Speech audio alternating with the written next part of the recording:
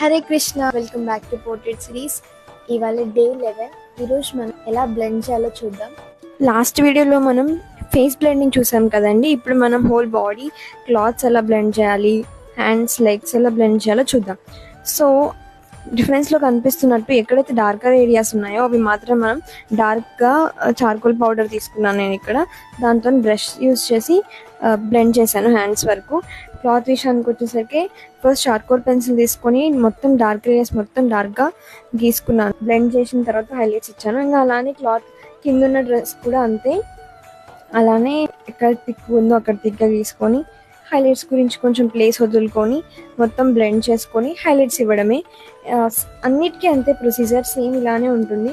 Concentrate చేయాల్సింది ఏంటంటే ఎక్కడ ఏది ఉంది, మనం ఎట్లా ఇస్తున్నాము అనేది మనం ఎక్కువ కాన్సన్ట్రేట్ చేయాలి. ఎక్కడైతే హైలైట్స్ ఉన్నాయో అక్కడ ప్లేస్ వదులుకోవడం, అక్కడ మంచి యూజ్ చేయడం,